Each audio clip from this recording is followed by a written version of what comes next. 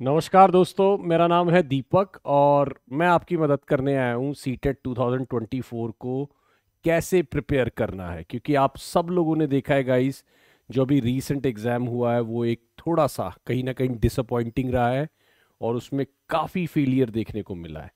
तो क्या strategy fail रहा, कहाँ पर प्रॉब्लम आई, या क्या क्या चीज़ें हैं जो हम ध्यान रख सकते हैं, मैं आपको अपना इंग्लिश पॉइंट ऑफ व्यू से बताऊंगा। बाकी फैकल्टी भी अपनी अपनी जो है पॉइंट ऑफ व्यू से चीज़ें शेयर करेंगे। तो दोस्तों आइए चलिए बात करते हैं। 10-15 मिनट बात की जाएगी, है ना, 15-20 मिनट जितना भी टाइम लगेगा। तो मैं आपको सीटेट को लेकर इंग्लिश को कैसे तैयार करना है, या क्या क्या हमारी कमी रह जाती है, या कहाँ पर हम जो है वो लैग कर जाते हैं, कहाँ पे हमें प्रॉब्लम आती है, वो बातें मैं आपसे आज बात करूंगा। ठीक है, तो चलिए आइए शुरुआत करते हैं इस वीडियो की। और मैं एक एक पॉइंट आपको बताना शुरू करूंगा बिल्कुल बेसिक से। तो देखिए, सीटेड हमारा जो है दोस्तों वो एग्जाम है 150 नंबर का। ठीक है ना, सीटेड हमारा जो है वो 150 नंबर का है, जिसमें आपको जो पास होने के लिए, अगर आप जनरल कैटेगरी से तो 90, बाकी नहीं तो आपको 82 चाहिए होता है। ठीक है, तो 90 नंबर जो है वो क्वालिफाइंग मार्क है, जिसको आप बोल सकते हैं, जिससे हम देख सकते हैं कि सीटेड हमारा क्वालिफाई हो जाएगा। तो दोस्तों इसमें जो इंग्लिश का रोल है, इंग्लिश का जो रोल है ना, वो आपका रोल है इसके अंदर में 30 नंबर का। अगर मैं बात करूं तो इंग्लिश का जो रोल है दोस्तों 30 नंबर का है। 30 नंबर में अगर मैं इसको डिवाइड करता हूं तो दो पार्ट में ये डिवाइड होती है। एक होती है इंग्लिश कंटेंट में, ठीक है, जिसको हम लेके जाते हैं 15 नंबर का, और एक आता है इंग्लिश पैडागॉजी में। राइट, एक हमारा पार्ट जो आता है दोस्तों वो क्या आता है, इंग्लिश पैडागॉजी, जो आपका 15 नंबर का मेरे को नजर आता है। तो यानी आपको दो तरीके से इसको तैयार करना है। एक तो इंग्लिश जो है वो 30 नंबर की आती है, 30 नंबर में आपका जो कंटेंट का पार्ट है वो आपका रहता है 15 नंबर का, और जो आपका पैडागॉजी का पार्ट है वो भी रहता है आपका 15 नंबर का। राइट, अब अगर मैं आगे बात करूं, सबसे पहले ना एक चीज और समझ लो, लोग जो है ना कंफ्यूज रहते हैं कि हमारे पास लैंग्वेज 1 क्या है और लैंग्वेज 2 क्या है। देखिए, सीटेड पेपर लगभग लगभग शायद आप 20 लैंग्वेजेस में मेरे को लगता है दे सकते हैं, है ना। जहां तक वो आप देखेंगे तो पूरी लैंग्वेजेस डिफाइन है। ज्यादातर लोग जो है वो क्या करते हैं, ज्यादातर लोग इसमें हिंदी, इंग्लिश, संस्कृत, उर्दू अपने अकॉर्डिंगली लैंग्वेज ले लेते हैं। तो देखिए, अगर आप लैंग्वेज 1 चूज करते हैं, ठीक, तो पहली बात तो बहुत ज्यादा कोई डिफरेंस नहीं है लैंग्वेज 1 और लैंग्वेज 2 चूज करने में। कई बार लोग इसमें भी बहुत कंफ्यूज रहते हैं। मैं आपको अभी हल्का सा फर्क बता देता हूं। अगर आप लैंग्वेज चूज करते हैं 1, तो आपको 91 से लेकर 120 नंबर क्वेश्चन का अटेम्प्ट करना है लैंग्वेज 1 में।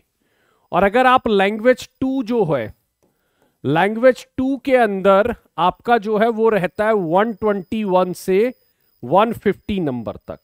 तो पहले तो ये ध्यान रख लेना, नहीं तो लोग इसी में ही कंफ्यूज हो जाते हैं कि मेरे को कौन से क्वेश्चन अटेम्प्ट करने हैं। लैंग्वेज 1 में आपको जो है 91 से 120 अटेम्प्ट करना है। अगर मानिए आपने लैंग्वेज 1 हिंदी ली है तो हिंदी आपको 91 से 120, और आपने लैंग्वेज 2 इंग्लिश ली है तो इंग्लिश आपको 121 से 150 तक करनी है। ठीक है, ये ध्यान रखिएगा। कई बारी लोग क्या होता है, लैंग्वेज 1 हिंदी लेते हैं लेकिन अटेम्प्ट क्या कराते हैं, इंग्लिश कराते हैं। ठीक है, वो आपके लिए नहीं थी। अगर आपने लैंग्वेज 1 हिंदी ली है तो आपको हिंदी में 91 टू 120 और लैंग्वेज 2 में 120 टू 150 लेना है। ठीक है, ये ध्यान रखिएगा। अब एक चीज और ध्यान रखना, अगर आप लैंग्वेज 1 लेते हैं, जैसे मानिए आपने लैंग्वेज 1 इंग्लिश ली है, मानिए आपका लैंग्वेज 1 इंग्लिश है, तो इसके अंदर आपको क्या ध्यान रखना है वो मैं बता देता हूं। इसके अंदर 15 नंबर की तो आपकी पैडा आएगी, 15 नंबर की आपकी पैडागॉजी आएगी, और 15 नंबर का आपका कंटेंट आएगा। ठीक है ना, 15 नंबर का कंटेंट आएगा। बस इसमें यह ध्यान रखना दोस्तों कि 15 नंबर का जो कंटेंट है ना आपका, उसके अंदर क्या पूछा जाएगा वो मैं बता देता हूं। जो 15 नंबर का आपका कंटेंट है, जब आप लैंग्वेज 1 इंग्लिश लेते हैं, ठीक है, अगर आप मानिए लैंग्वेज 1 इंग्लिश चूज करते हैं तो आपका 15 नंबर की पैडागॉजी तो आएगी, और 15 नंबर का आपका क्या आएगा, कंटेंट आएगा। कंटेंट में मैं आपको बता देता हूं, इसमें फिर आपको 9 नंबर का ना क्या मिलेगा दोस्तों, एक पैसेज मिलेगा, 9 नंबर का एक पैसेज आएगा, और 6 नंबर की जो है इसमें क्या आएगी, पोएट्री आएगी। ये ध्यान रखिएगा, इसमें आपको 9 नंबर का एक पैसेज आएगा और 6 नंबर की आपकी क्या आएगी दोस्तों, पोएट्री आएगी। तो कई बार लोग कहते हैं सर मेरी पोएट्री आएगी नहीं आएगी। अगर आप लैंग्वेज 1 चूज करते हैं तो एक 9 नंबर का पैसेज और एक 6 नंबर की पोएट्री आएगी।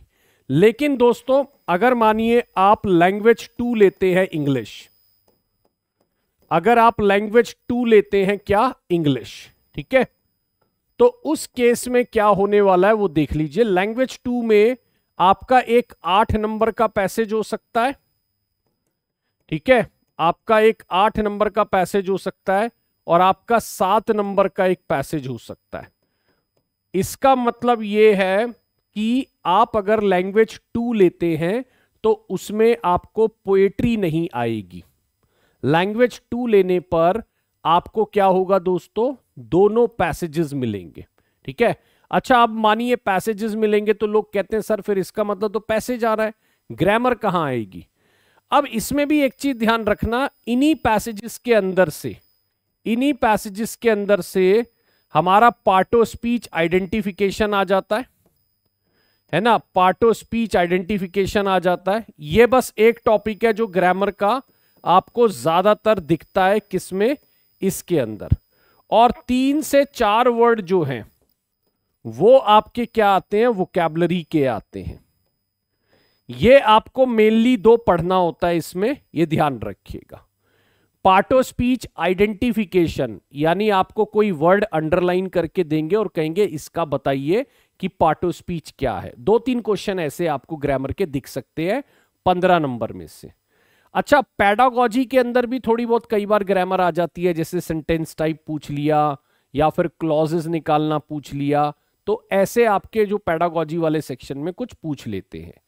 3 से 4 वर्ड वोकैबुलरी का रोल रहता है, 2 से 3 नंबर का जो है ये ग्रामर का रोल रहता है दोस्तों।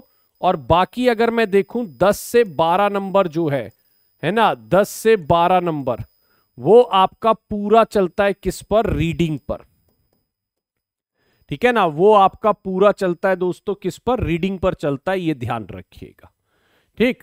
तो अगर मैं बात करूं, मैं जो सीटेट की पहली क्लास भी लेता हूं तभी मैं बोल देता हूं कि अगर आप रीडिंग कर रहे हैं तो आप सीटेट के पेपर में अच्छा करने वाले हैं। देखो दोस्तों पहले क्या होता था, लोग रीडिंग नहीं करते थे, इंग्लिश को वेटेज भी नहीं देते थे और आगे बढ़ जाते थे। उन्हें लगता था कि चलो अपने बाकी जो 120 नंबर है उसी में से हम निकाल लेंगे। लेकिन अगर अब आप देख रहे होंगे ये हमारी एक बड़ी मिस्टेक साबित होती जा रही है दोस्तों। ये मान के चलिएगा 150 में से अगर आप 30 नंबर को उतना वेटेज नहीं देंगे तो मैं मानता हूं कहीं ना कहीं हम फंस जाएंगे। अच्छा कई लोग क्या होता है इंग्लिश के डर के मारे संस्कृत में चले जाते हैं। चलो संस्कृत में चले जाइए, लेकिन जब आप गवर्नमेंट जॉब की तैयारी करने आएंगे तब तो आपको इंग्लिश झेलनी पड़ेगी। तो इंग्लिश को सीटेट के अंदर इग्नोर करना भी एक गलती मैं मानता हूं। अगर आप सीटेट को इग्नोर करते हैं, सॉरी इंग्लिश को इग्नोर करते हैं सीटेट में, अगर आप संस्कृत के टीचर बनना चाहते हैं तो संस्कृत लीजिए, इंग्लिश से डर कर संस्कृत मत लीजिए, है ना।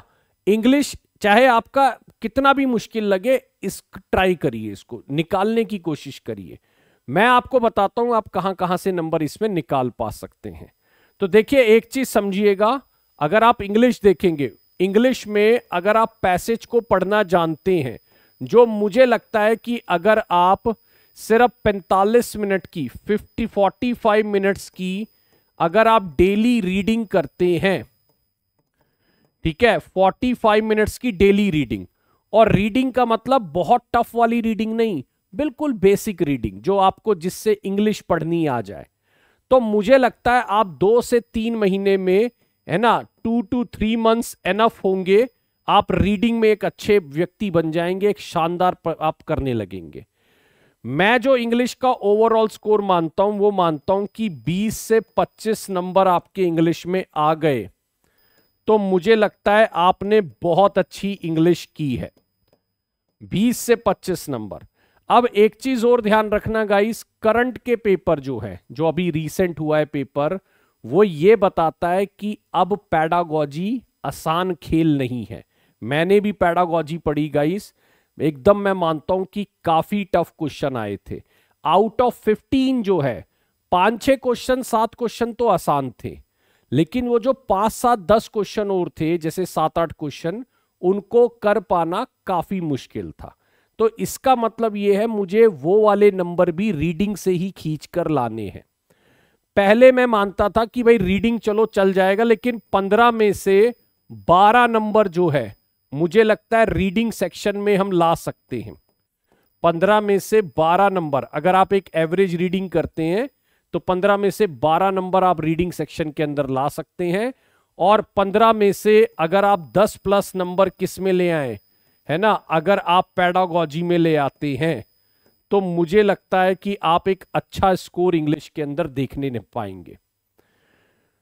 मैं फिर से एक और बात बोलूंगा, डे 1 से कह रहा हूं, जिसकी पैडागॉजी अच्छी होगी उसका सीटेट कभी नहीं रुक सकता। और पैडागॉजी का मतलब ये नहीं English pedagogy, EVS pedagogy. Pedagogy का मतलब है सीडीपी, चाइल्ड पैडागॉजी जो है हमारा, है ना, सीडीपी बाल विकास जिनका अच्छा होगा। क्योंकि देखिए सीडीपी से ही अगर आप देखेंगे तो पूरी पैडागॉजी निकल के आती है। कई लोगों का मानो सीडीपी अगर कमजोर है, उनका इंग्लिश पैडागॉजी ठीक है, तो भाई 7-8 क्वेश्चन तो आपके सीडीपी वाले, है ना, एज इट इज उठकर हमारे आए। डिसलेक्सिया, ठीक है, डिसलेक्सिया इंग्लिश नहीं है, dyslexia is all about CDP, ठीक है ना, social development, social cultural theory या और कोई भी चीजें। तो मुझे लगता है कि आपको सीडीपी पे बहुत फोकस करके चलना चाहिए।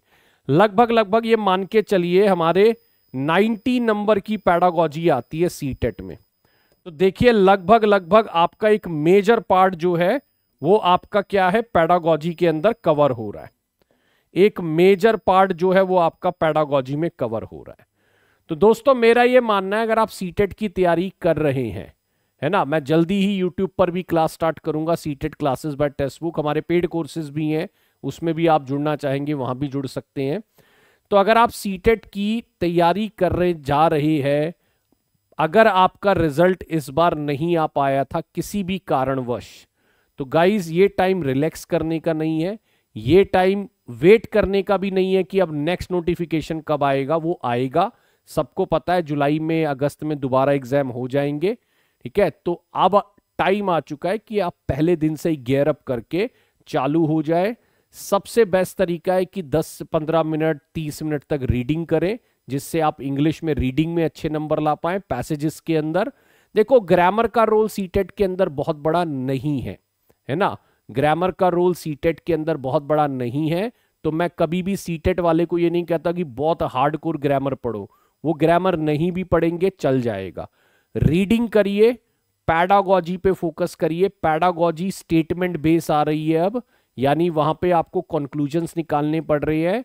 पैडागॉजी अब वो नहीं है कि वन लाइनर कोई है, मतलब आपको पढ़ के समझ के अंडरस्टैंडिंग बेस जो है, अब वो पैडागॉजी आ रही है।